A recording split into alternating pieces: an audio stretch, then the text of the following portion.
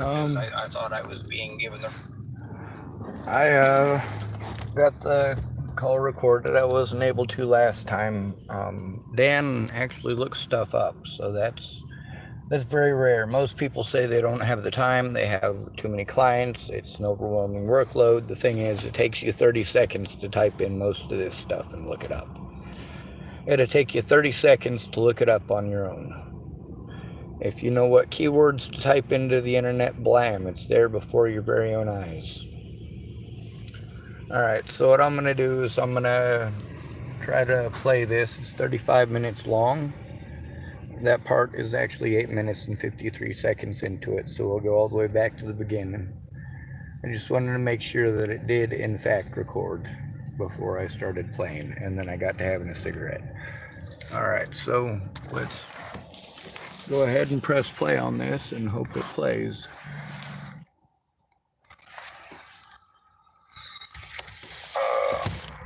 I was having a little bit of a panic attack, but I managed. My reception stayed all right. Back.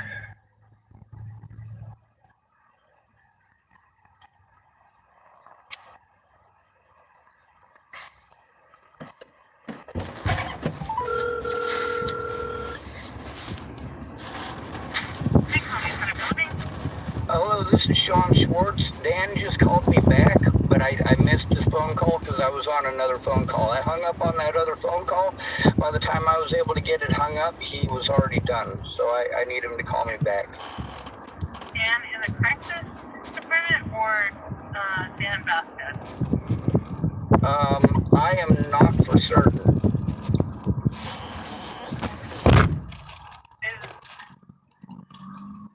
a little contact to the contact that you had with Dan? Well, I talked. Crisis situation? Hold up. Hey, you can only ask me one question at a time. Please don't do that. Have you guys not taken crisis training?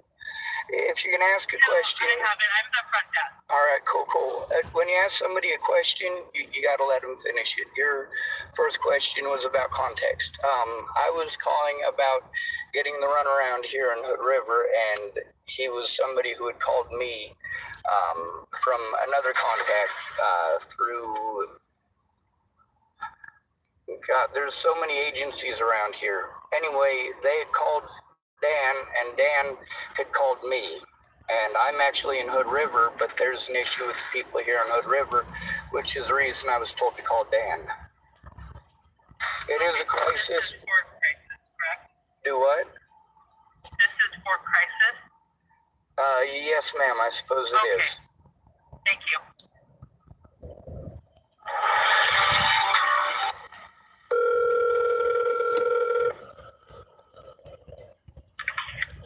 This is Dan.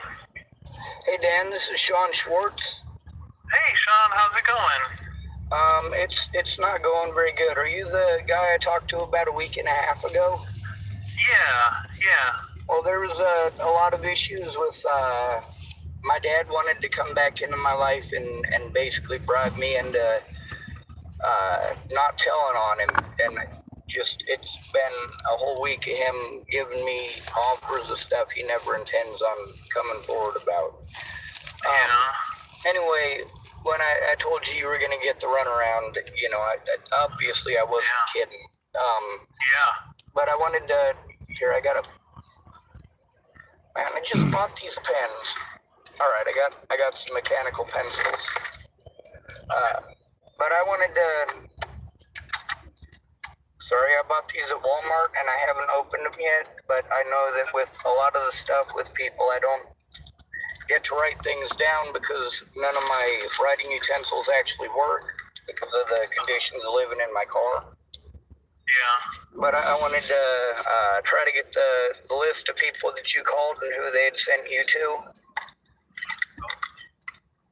Let me see here if I can find that. While you're working on that, I'll look and see if I can find my notes. Yes, sir.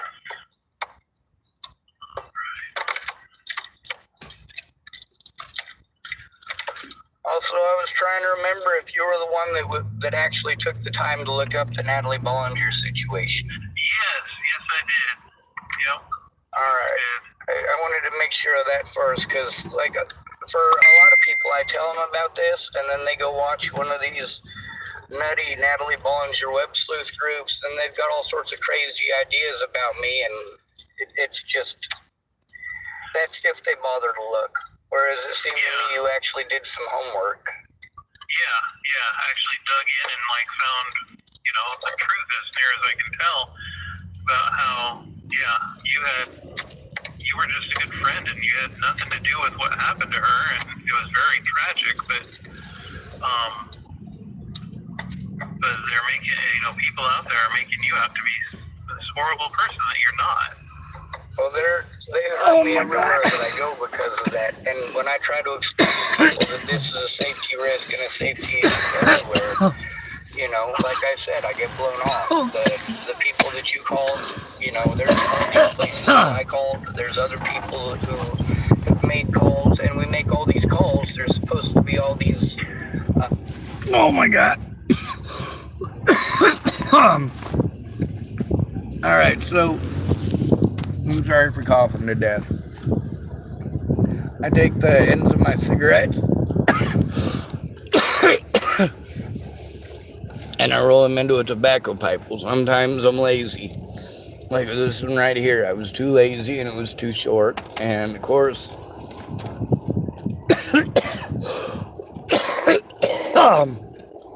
I couldn't cough because I was choking to death.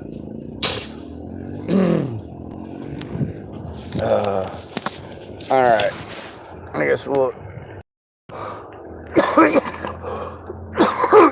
Oh, fuck.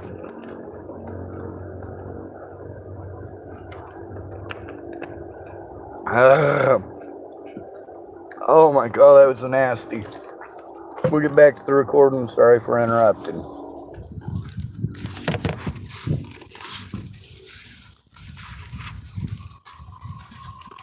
Oh, I gotta open it back up, I guess. This will only take a second. Places that are supposed to help me, but without a guardian present or an advocate to help me with this stuff, I literally need the help. The help is supposed to provide that I need help to get that help. And then when I say that, it sounds like a ramble or a rant, but it's the catch-22 is what it is. Yeah.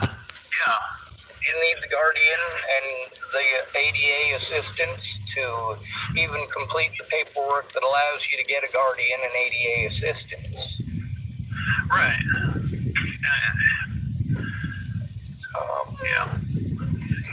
All right, I do have the mechanical pencil. I had to take out all of my writing utensils and everything, or all of my art stuff to try to get some of my external batteries and my blankets last night, so I basically just buried everything I needed.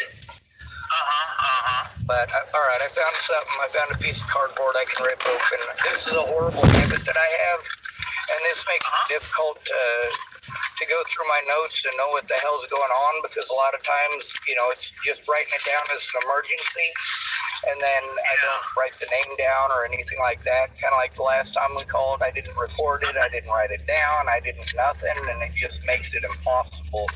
Because then I'm like, all right, well, I've got 10,000 places I have to remember, 10,000 names I got to remember, and then I also got to remember the places that other people are telling me that they went to. And, it's phenomenal how many different people have not gotten the concept of making the calls with me so they can verify it. Yeah. All right, so I got the pencil and a piece of paper. Okay, I'm still looking at,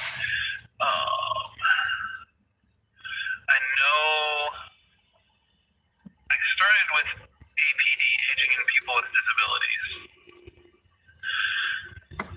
and they sent me over to CLCM, which is Community Living Case Management. CLCM, Community Living Case Management. And they work with people with developmental disabilities. Yes, sir. One of the issues with that is that I need assistance with even doing the developmental disability paperwork. It was supposed to be done in 2016 and 2017. But every time I've had the ability and the help to do it, I've been cut off because of the situation with Natalie and the abuse that's inherent after something like that. It's all over the news. Plus, I'm sure you probably got to see there is quite a cult following with her. Yeah, unfortunately, yeah. All right, CLCM. The first place that you called was Aging and Disabilities. Yep, aging people with disabilities, and I'm looking through here to see where CLCM referred me to.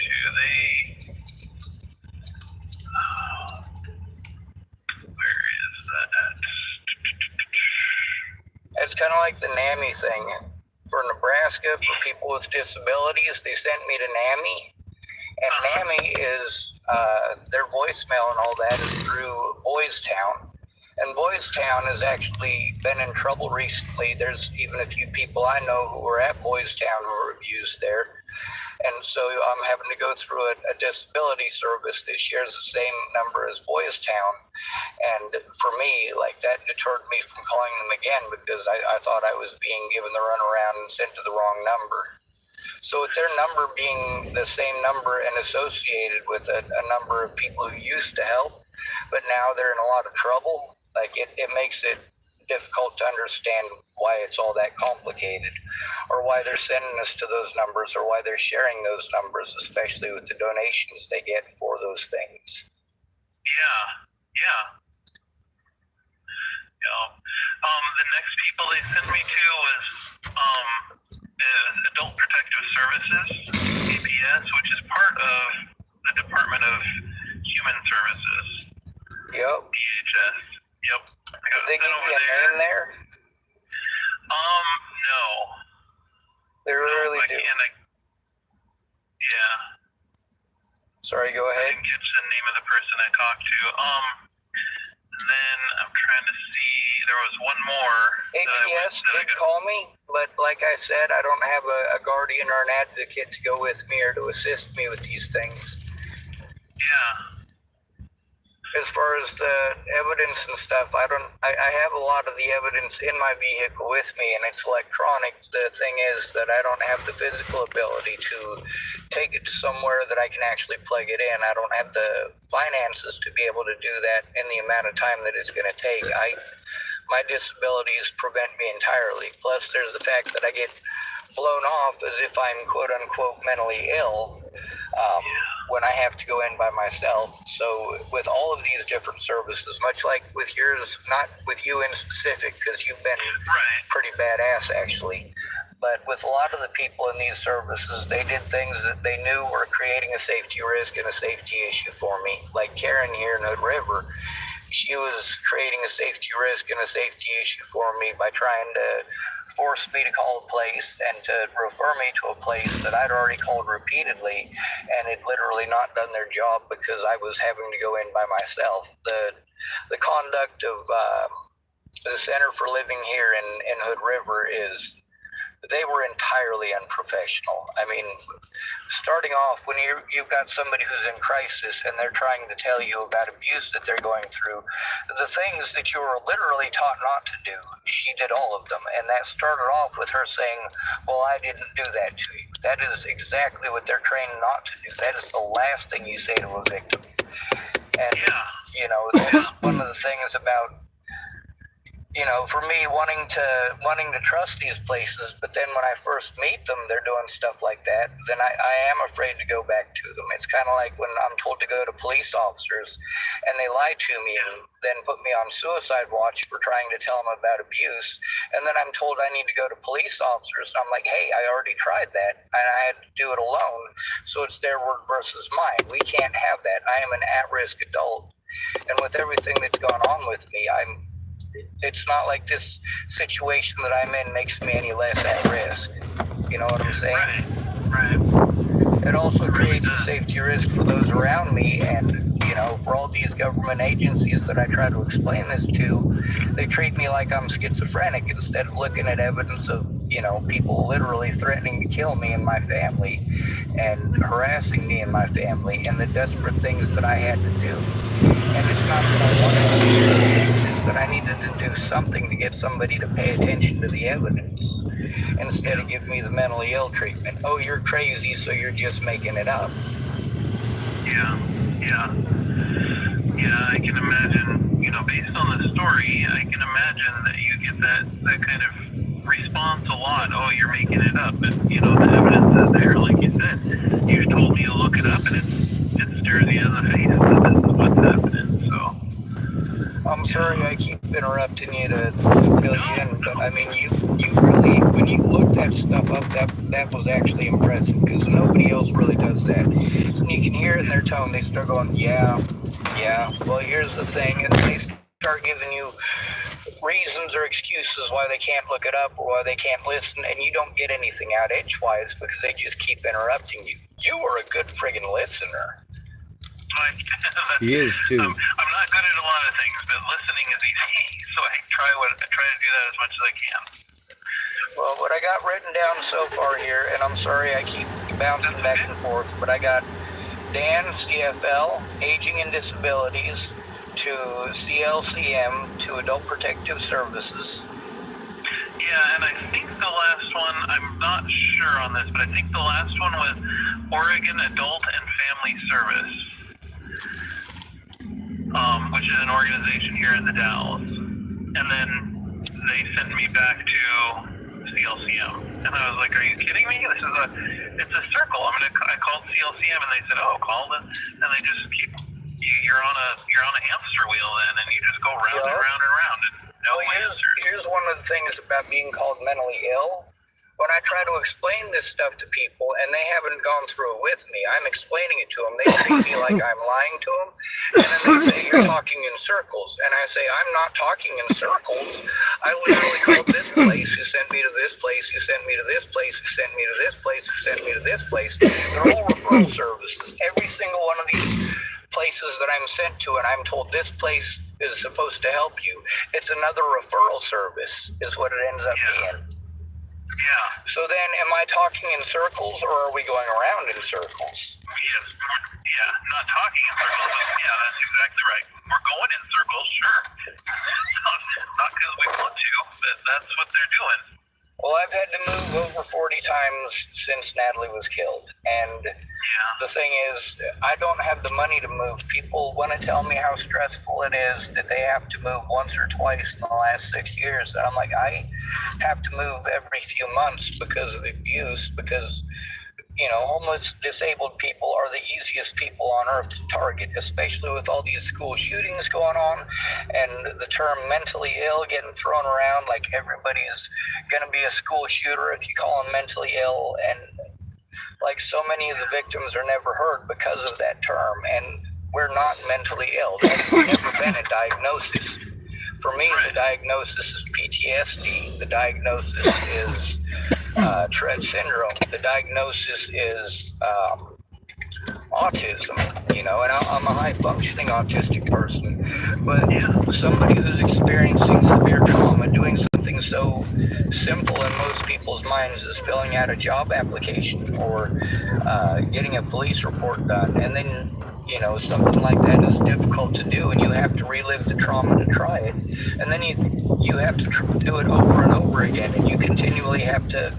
Everybody who says that they're going to help, you start informing them so they know what help you need, and then they leave because you're negative or because you're still trying to get help because you're still taking the abuse. And for me, trying to explain that it is a runaround everywhere I go, that I did make these phone calls, and most of the time I don't have the ability to record it. Most of the time I don't have the ability to have somebody sit with me and make the call with me. Most of the time I don't have the ability to sit down with my computer and look at the evidence and still have a conversation with somebody while I'm looking at it.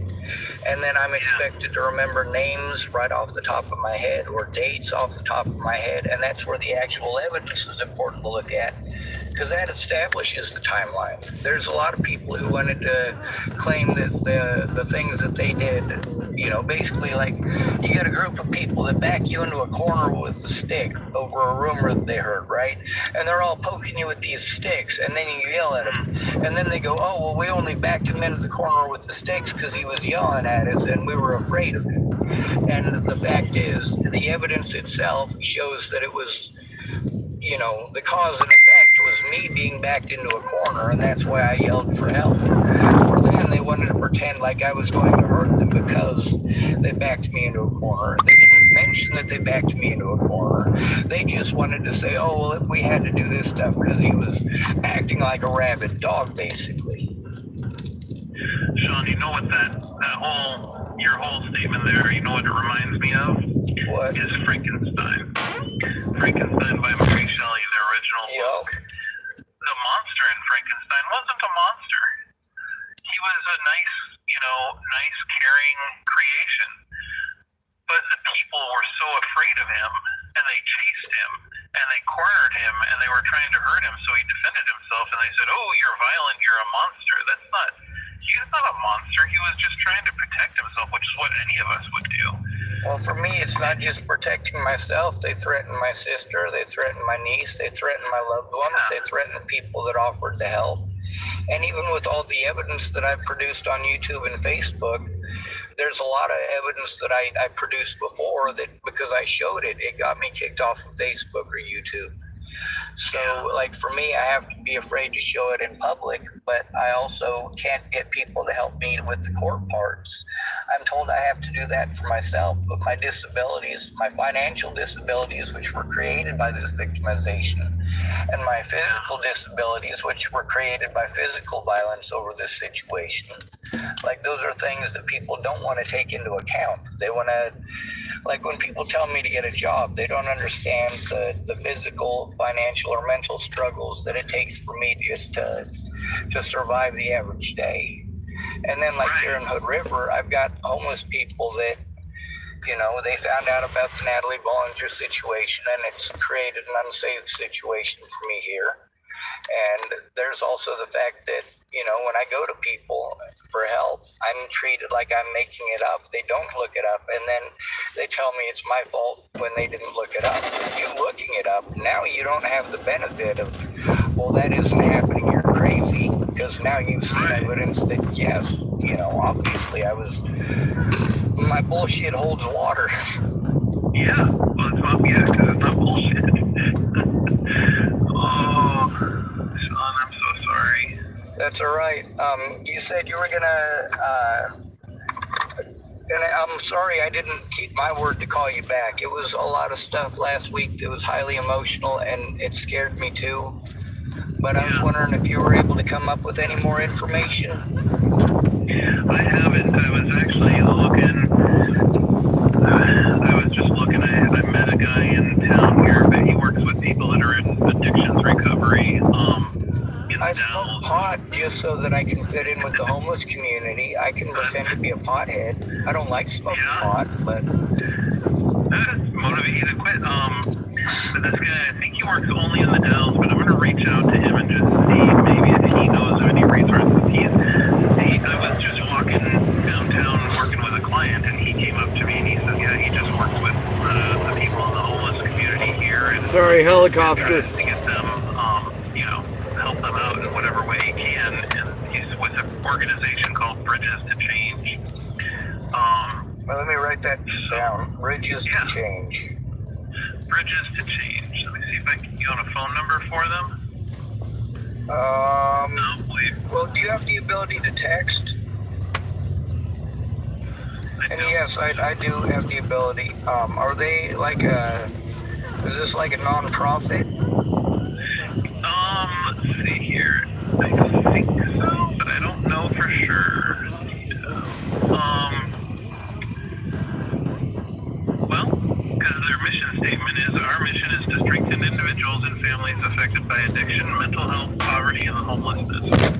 Mental health, poverty, and homelessness. Addiction, as far as that goes, if I'm not dependent upon the homeless community, I'll still help them out, but I can go without smoking the pot because I don't have to be inside the community to receive that help. I will not be dependent on it. Yeah. You know what I'm saying? I mean, it's kind of like if you live in an area where everybody smokes crack and you best be getting in good with the crackheads. Well, Yeah. it might be in your favor to smoke a bowl of crack at least once in front of them so that they don't get paranoid that you're a narc and blow your head off or bury a hatchet in the back of your head. But I've never tried crack. I've never tried cocaine. I've never tried heroin. Just not for me, you know. My family are a bunch of addicts, and I saw what it did to them and what it did to my life, cause and effect, like I was saying earlier. Yeah. Well, here's a number for bridges to change. You ready? Yep. 541-769-1046. I just got that off of Google. All right. Now Dan is it Vasquez? He's the other guy?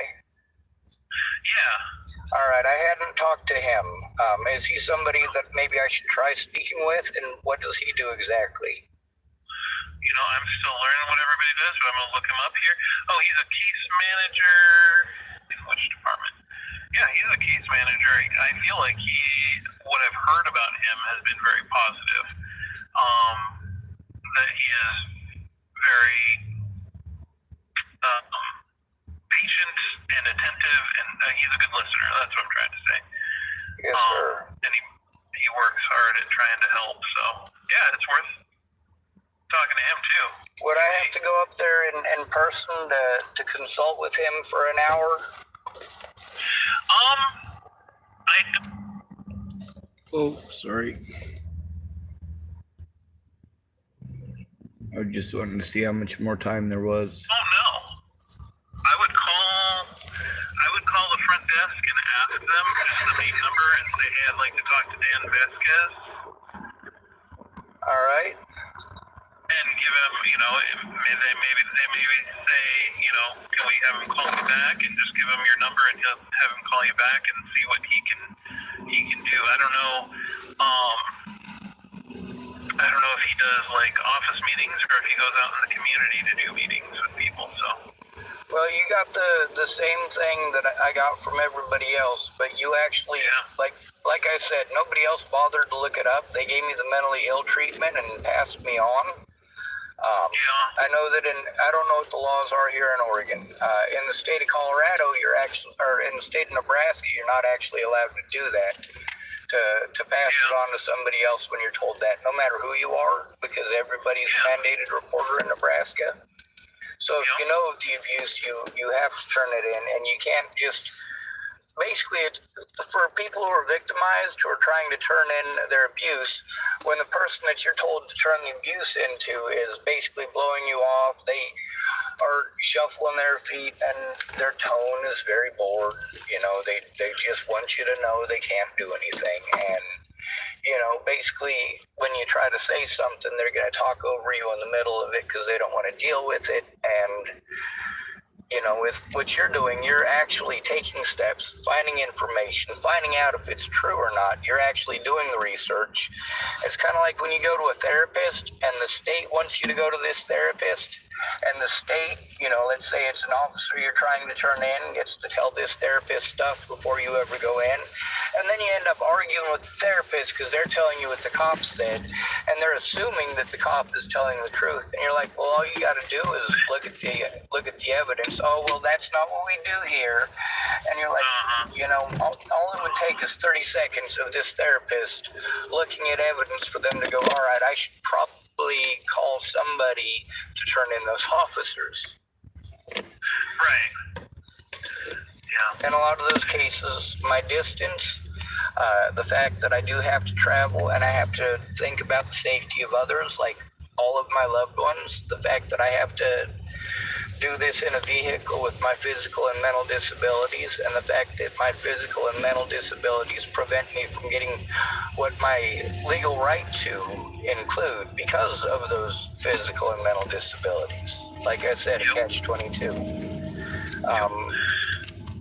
And like you were talking about the mandatory reporting, and just so you're aware, after we got done talking last time, I talked to we have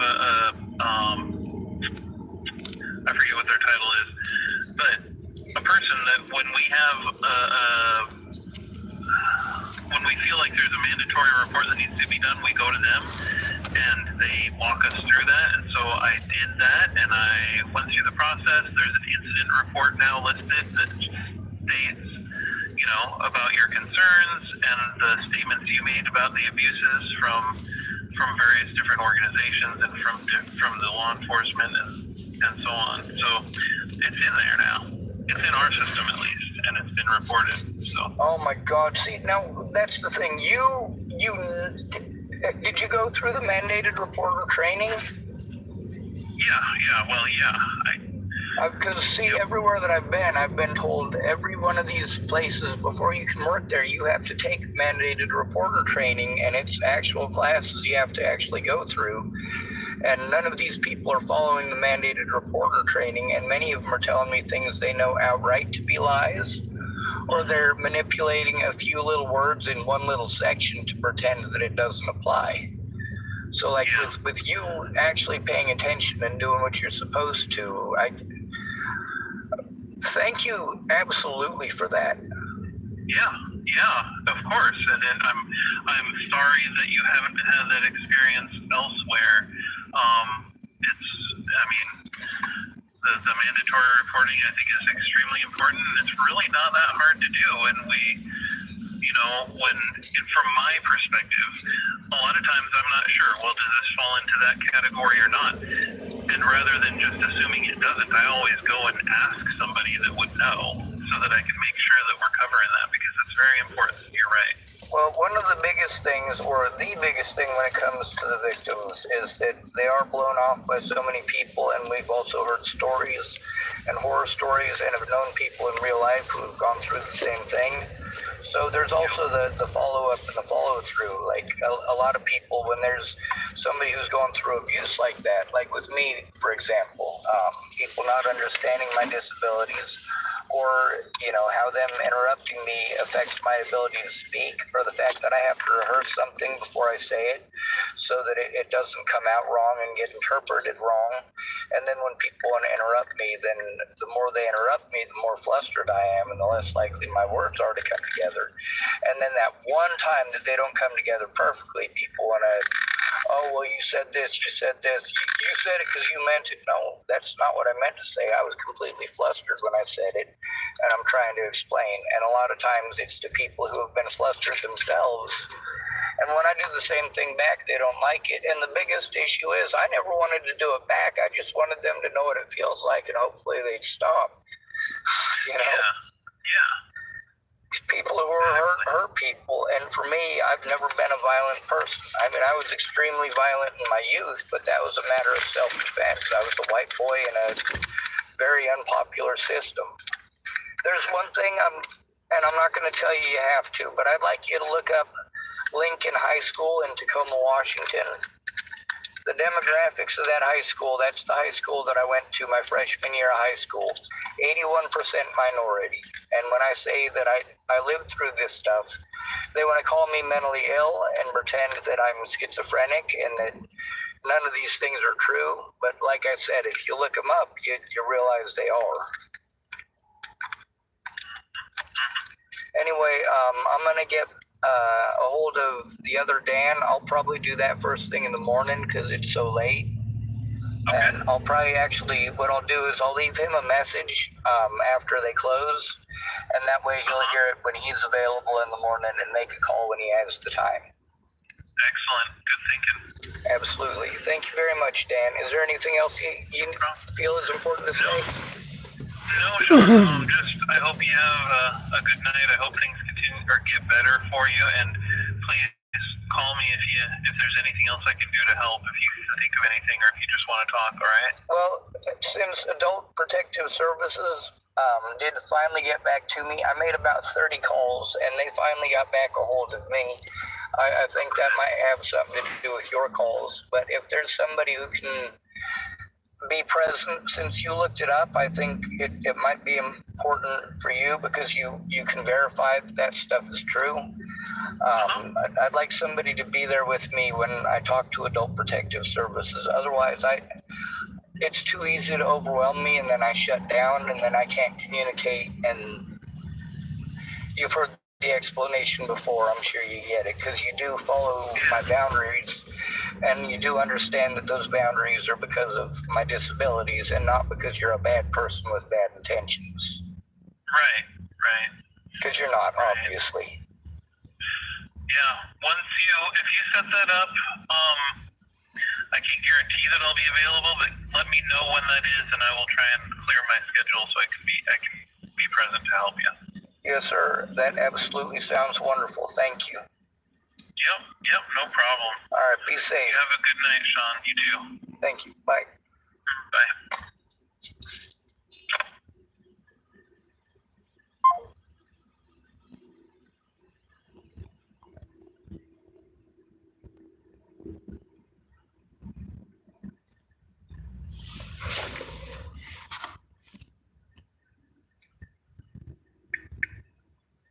All right, so that's Dan from the Dallas Center for Living, mid something Center for Living. Anyway, I'm glad for him. It's similar to the situation with all three of the doctors that I got to speak with when I was illegally imprisoned. When I was in prison, three of those doctors actually looked up what I was saying about Natalie Bollinger and realized I was telling the truth. So they made sure that I was taken out of the C2 unit where I was being abused by the staff there, and they transferred me to a different unit, and they were only allowed to transfer me to a different unit by stating outright, plainly and clearly to the warden that I was not schizophrenic or delusional. If I had been, they would have had to keep me in C2.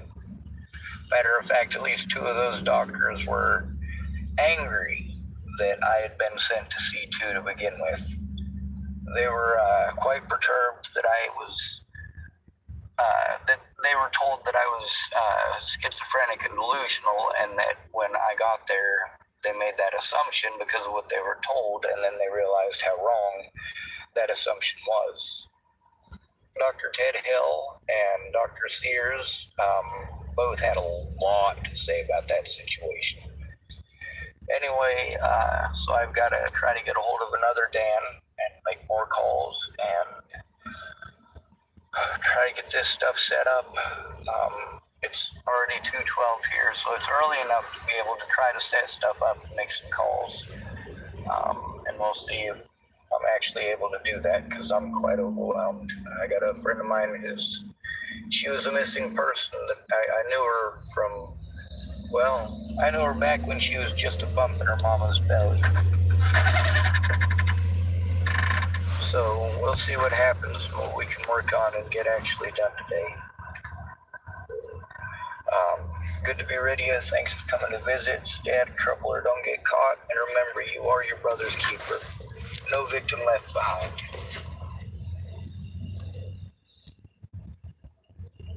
All right, so that's